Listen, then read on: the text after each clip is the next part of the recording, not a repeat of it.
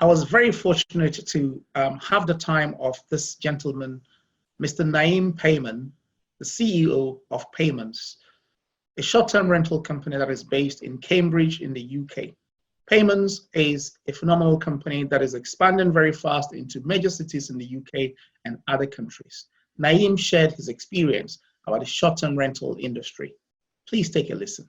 Hi, how are you? Good, good, good. Okay, Naeem, thanks very much for coming on this video interview with me. I just want to share my experience with a lot of hosts and people who are in the rental market and want to get into the short-term rental market, made popular by Airbnb. Over the last 24 hours, I have met so many people across the world, and we're increasingly getting a lot of people wanting to be part of this because with the community of short-term rental, vacation rental is huge.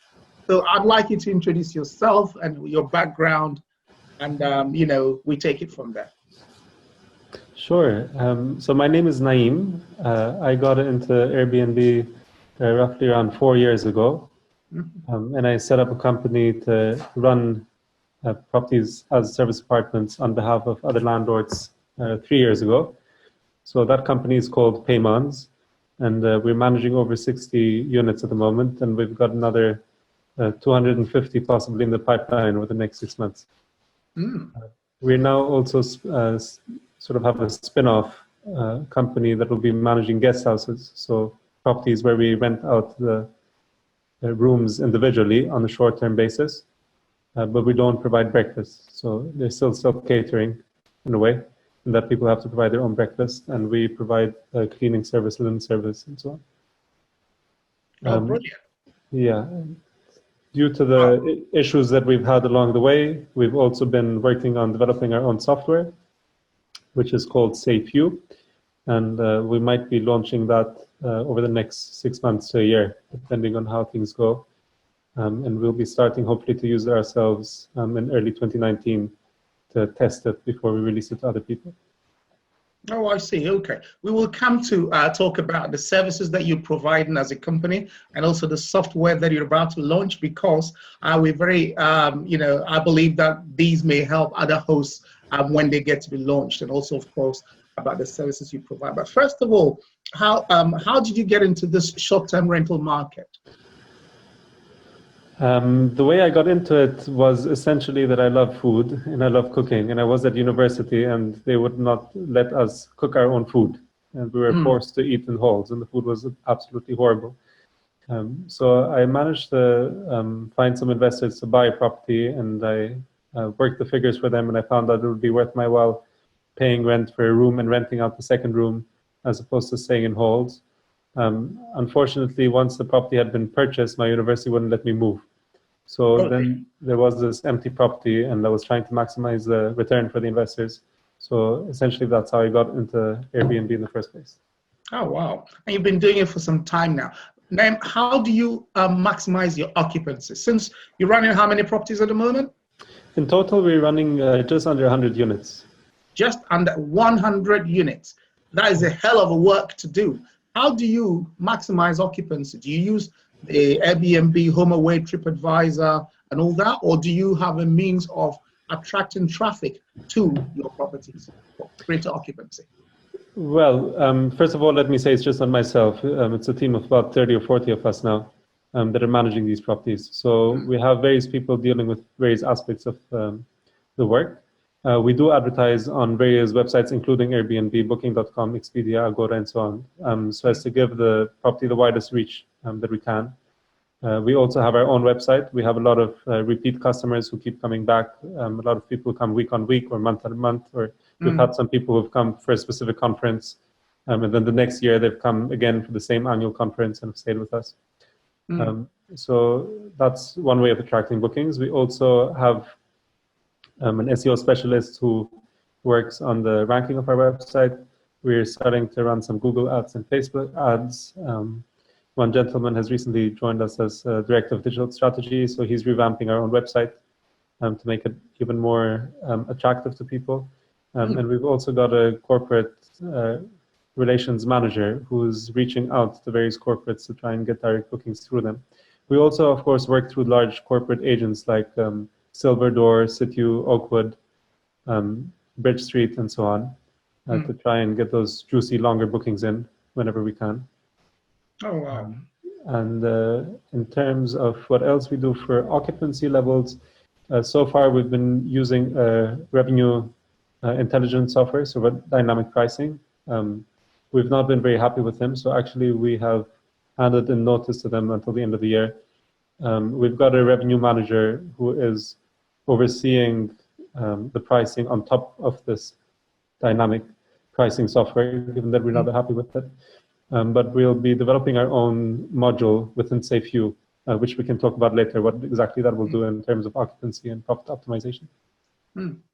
Sounds very interesting, because you talk about using dynamic pricing. There's different views about dynamic pricing. A lot of people at Airbnb use the smart pricing tool, and there is also beyond pricing, which a lot of people are using as well, that syncs all day pricing on some of the major platforms like Airbnb, HomeAway, and all that. But the difficulty with that is, once the pricing is set, Airbnb's price is the same as HomeAway. Meanwhile, the fees is 3% here, 18% there, and it's a bit wonky, really. Doesn't take care of the other ones, which is, so in the market at the moment, there is still room for a pricing tool to come out and still be able to get the uniqueness based on the fees. Is that what your dynamic pricing will be, the pricing tool, is that what you'll be looking at? Yes, we'll be doing that, and we'll be going further, actually. So we are taking into account things like changeover costs. So how much if the cleaning is not charged to the guest, how much is the host actually spending on the cleaning? How much are they spending on the laundry? How much on average do they spend on bills, electricity and water and gas? If it's a rent-to-rent scheme, then how much is the rent that they're having to pay? So that at the end of the day, we'll be looking at optimizing the profit that people get, not the revenue. All these pricing softwares optimize the pricing, but they're just looking at selling the night, and they don't care about how much money you're making at the end of the day. So you're probably aware that a lot of people complain about the Airbnb dynamic pricing because it just lowers the price way too much. And at the end of the day, you're not making any money. The other issue that you could have is you end up having lots of one-night bookings. And while you might have sold those at relatively high prices, you're having to clean every day, which means that at the end of the month, you're not making as much money as if you'd got, say, 3 or 4 night bookings with a 10% or even 20% cheaper price. So these are the types of things that we're looking at integrating in our profit optimization module of SafeU. Sounds interesting. And what about guest communication? Because having properties way beyond 60, 70, 80, and close to 100, how do you effectively communicate? Because in this business, communication is everything. Well, I'm not going to lie to you. We have issues with communication. We've always had them since we started, but in scale, of course, you continue to have them. We now do have people who focus more on communications, guest communications, the happy guest team, as we call them. But there are still issues with over-communication or under-communication, and I'm not going to say that we've got the formula right yet. What we have been working on, and we've pretty much got ready, we're actually going to hopefully test it this coming week, is a communications module within SafeU, which will allow for automated messaging to go out, which is actually, in some ways, intelligent messages. So, for example, we will be sending out messages with the link for guests to be able to confirm their arrival time by just clicking on the link and setting the time, which will then feed into SafeU, and that information will be used to arrange the housekeeping, to arrange someone to be there to meet and greet the guests.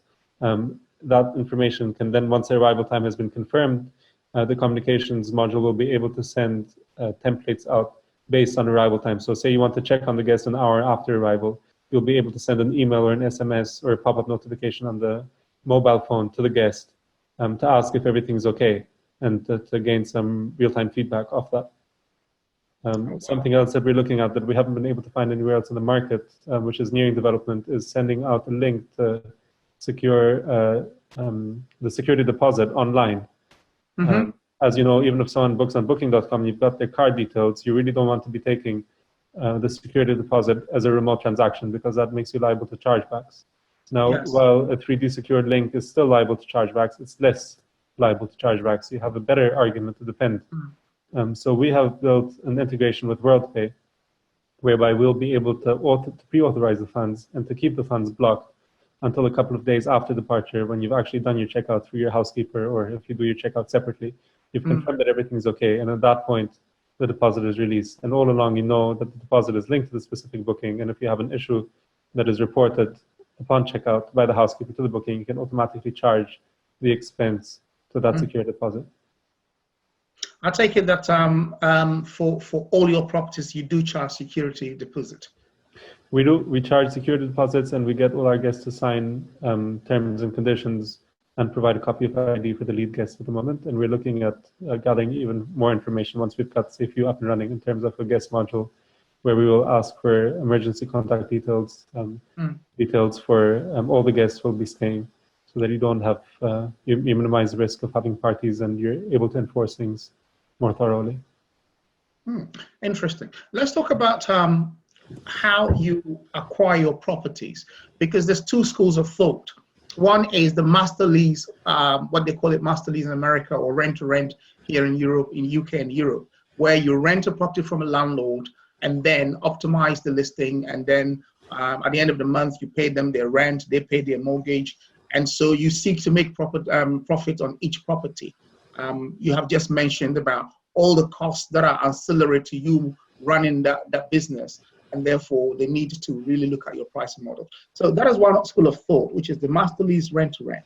And the other school of thought is the co-hosted model, where there is an existing host on Airbnb or any platform, and your company or whoever it is decides to partner with them, take up the management, and then have a way of splitting the profit. How do you acquire your profit, and which model do you think is best suitable for your business and other hosts as well? So we actually work on both models and even on the third model. So I'd love to hear that. We started off by essentially being co-hosts, but essentially full-time co-hosts, where the landlord has no access to Airbnb or doesn't have to deal with anything. So we deal with everything on their behalf, and at the end of the month, we just send them a breakdown, telling them how much money they've made and send them the money. So that's how I started the business. When I then came across things like guest houses or blocks of flats, we offered essentially guaranteed rent scheme, which I then found out was called rent to rent. I hadn't heard of the concept at that stage. We now have a mix of both. While single units or small blocks of flats managed on behalf of landlords under what you're calling the co-host scheme does not make us as much money, it is helpful because it means that we have some sort of an income throughout the quieter winter months. Whereas with the rent-to-rent model, we essentially take up long leases now on big blocks. So we've got at the moment about, 8 or 10 blocks of varying in size between 5 and 10 units each. But we're now bidding on the first block of 50 flats. We've actually got heads of terms agreed on an apart hotel of 56 units. So we're working on both these models, basically. There's operational advantages in having entire blocks, and of course it's easier to expand if you take blocks in a go. But at the same time, we like to work with individual landlords as well, because some of them have ended up giving us their whole portfolio. So although operationally it's not as easy, we're still happy that we're making money for ourselves and we're making money for the landlords, and we're offering a service to the guests. It also means that you're able to have a wider spread in terms of where the properties are located. And as you'll know, sometimes guests can have highly location-specific requirements. And obviously you can't split up your block across town. So, the third method that we use is we actually also manage on behalf of people who themselves have done rent-to-rent. So this is rent. How do you call this one? I don't know what you'd call it. So these are people who have taken the properties on a rent-to-rent basis. Yes. And you manage that for them. Yes, correct. Wow.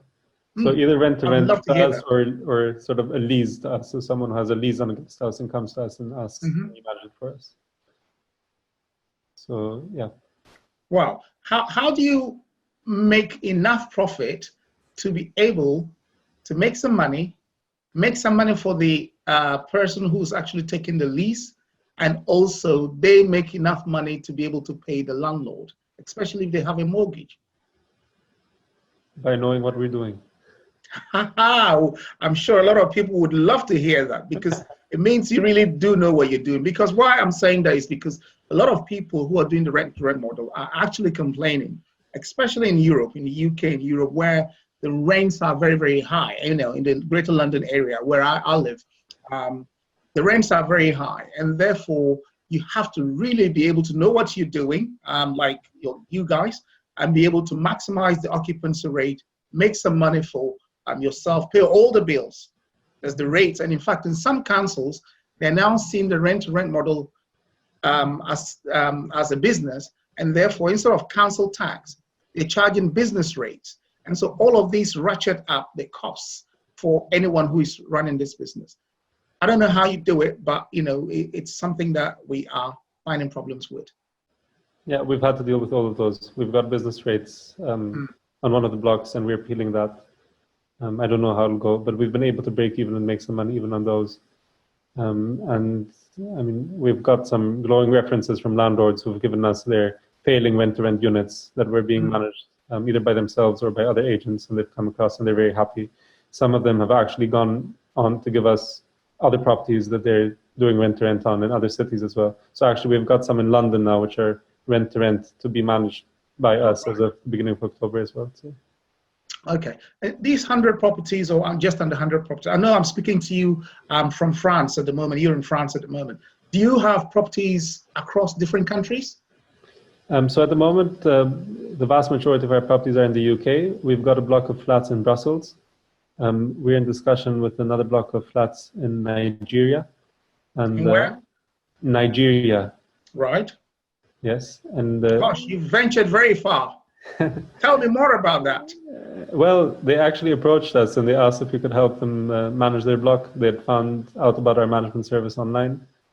So yeah, we're just in final stages of this discussion and see if that will work out. And we've also been speaking to some landlords in Italy, in Rome and Bari, and a couple who manage a one-service apartment and a camp of jers, which are local Mongolian tents just outside Ulaanbaatar. So we might be taking those on as well under our Snooze brand, which we're building up for the rooms and sort of alternate accommodation types. We have not had that much contact. We've had preliminary discussions with landlords or investors and developers in a number of other countries, including Dubai, Singapore, Malaysia, Indonesia. But we have not taken on anything serious yet. So I don't think we have leads in the next coming months. But we're now at the stage where we're expanding relatively fast, and we've had a lot of inquiries come in over the last few weeks from various people. So it's quite possible that we'll double or triple in size very soon. Maybe even quadruple over the next year, yes.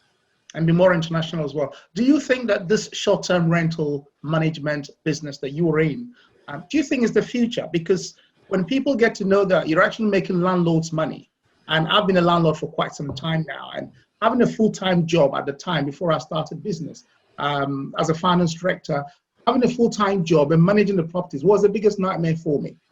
And so do you think this model is the future for rental? And if it is, then it looks like it doesn't matter where the properties are internationally, so long as you're able to execute your business plan properly, you can literally manage properties anywhere. Is that how you're moving forward? Yes, I believe that'll be the solution once there's adequate software in place. No matter how much we've looked in the market, we've not found anything that actually automates enough to be able to run this on a considerable scale, unless you are very, very staff intensive, which I believe a lot of the large operators are at the moment. So that's why I think SafeU is the future. Once we have the automations in place, then it'll be possible, not just for us, but for anyone through the software to manage a large number of properties in a smooth way, doing a minimal amount of work. Yeah. Sounds interesting. Let's talk about reviews.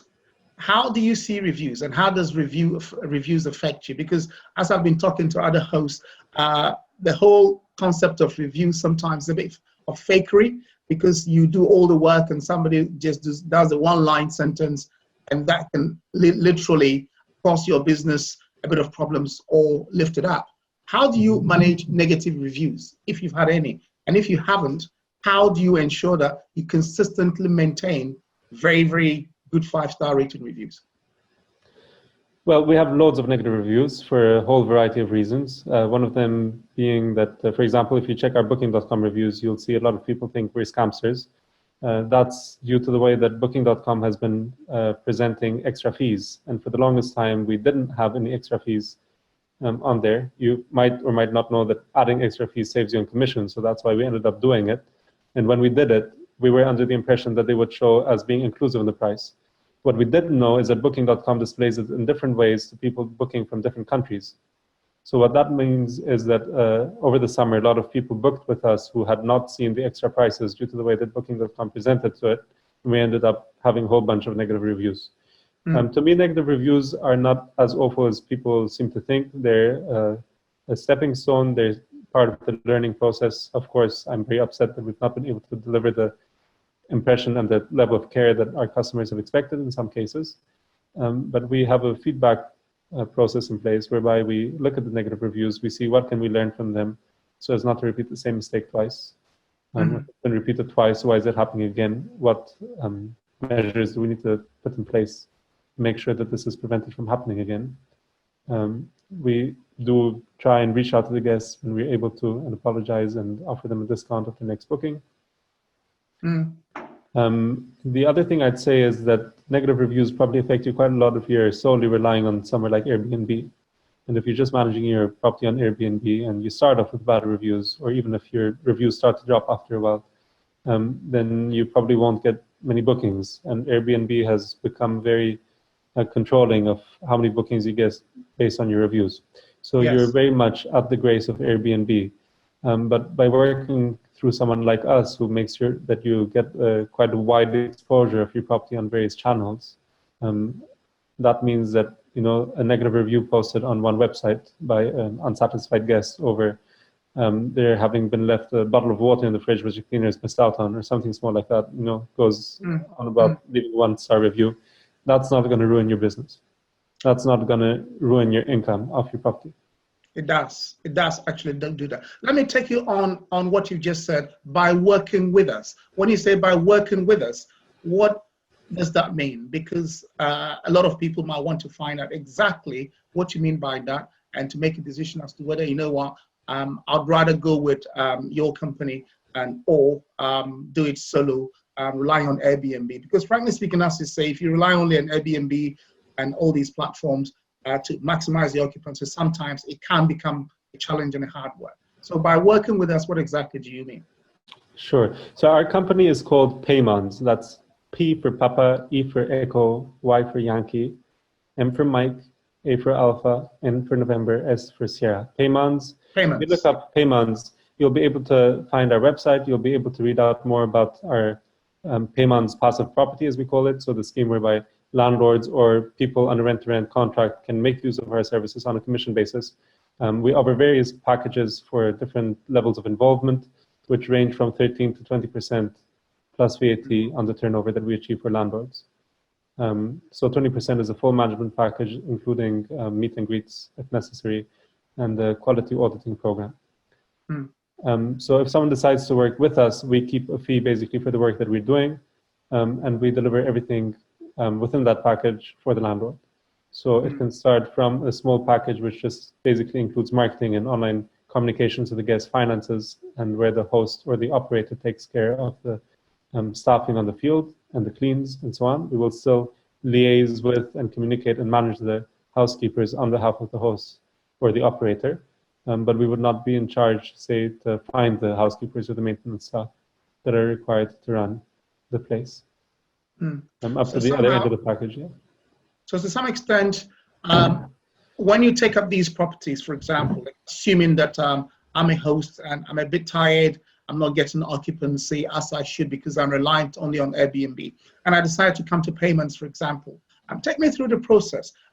Would you just literally take the property and you do the cleaning, you do the check-in, check-out, you do everything basically? Is that what you do? Yes, we take care. So in the full management package, we take care of everything and we provide the staffing on the ground. Our fees do not include cleaning, laundry, and maintenance expenses, but we will cover them on behalf of the landlord and deduct them from their part of the rent. If you're on a lower package, like the 13%, which I mentioned, which is sort of the entry-level package, we don't actually have many people on that at the moment. We've just launched it as something new. Then you as a host would be responsible to either do the arrival, to take care of the check-in and the clean and the checkout and any maintenance work yourself, or to give us the names of the people who will be doing it on your behalf. But basically, we won't do the running around to find you a cleaner who's able to do the work in that city or in that location for you.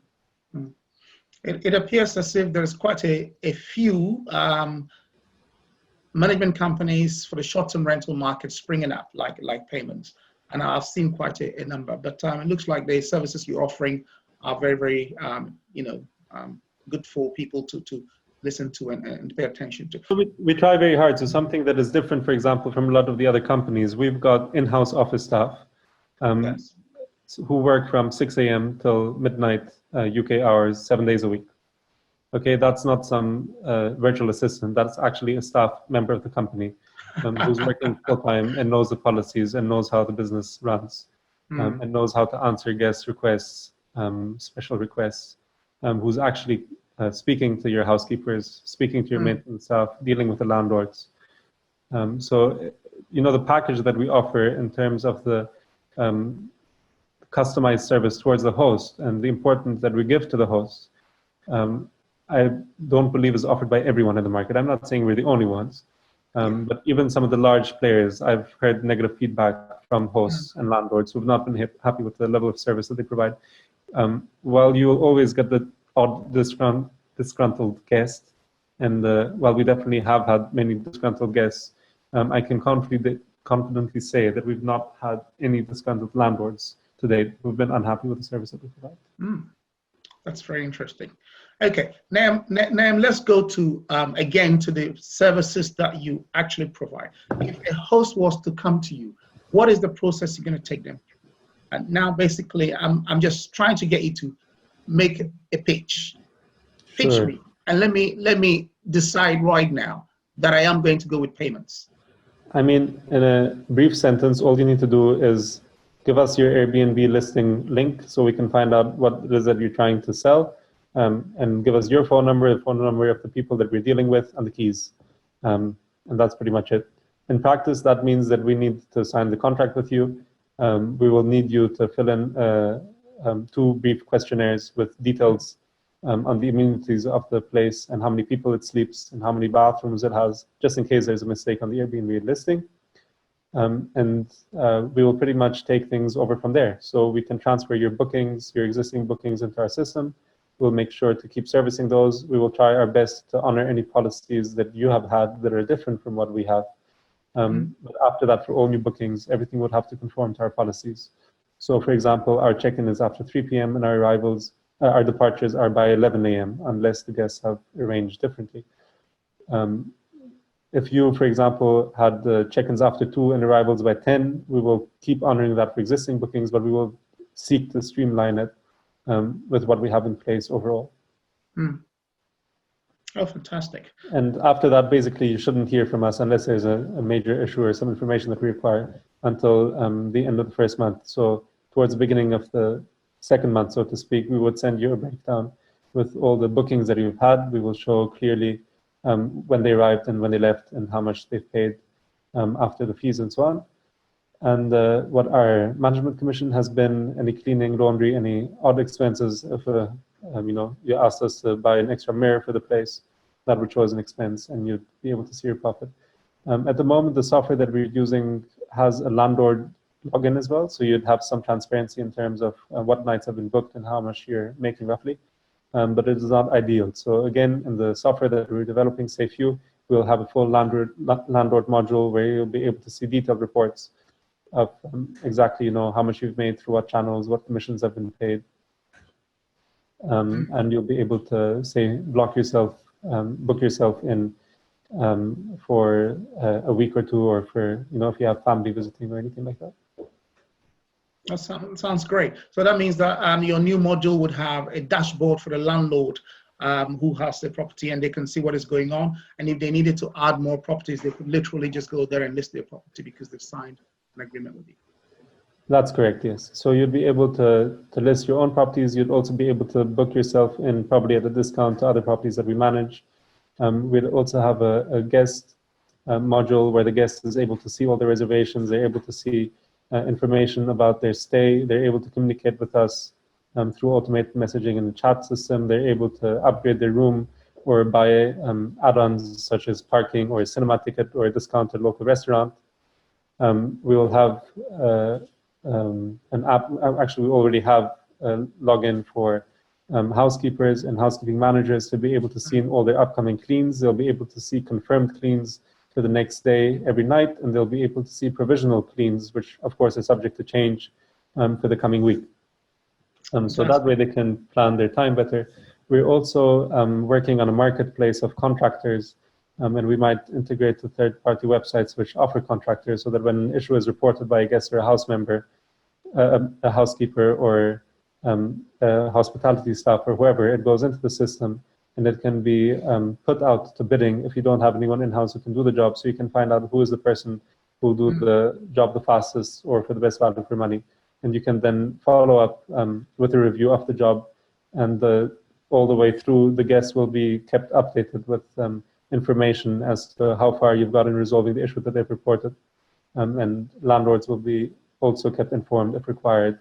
If it's a major incident, what steps you're taking to rectify it, so that everyone's kept informed at all times and you're delivering the best value for money for everyone. Fantastic. Excellent.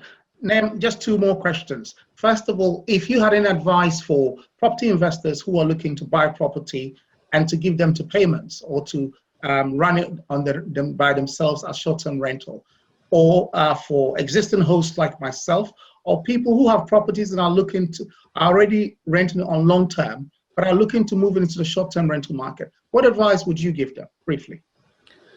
My main advice would be think twice, 3 times, or maybe even 4 times about how much you value your time. Yes. Okay. So if you're in a position to have purchased a property, you're definitely not in a position to run it yourself as an Airbnb, a service apartment, or short-term rental, full stop. Because your time is worth a lot more than the money you'd pay to us or to any other company to manage it for you. If you're looking to venture into rent-to-rent, and you're trying to go into it full-time, you might feel that you want to maximize your income, which is fine.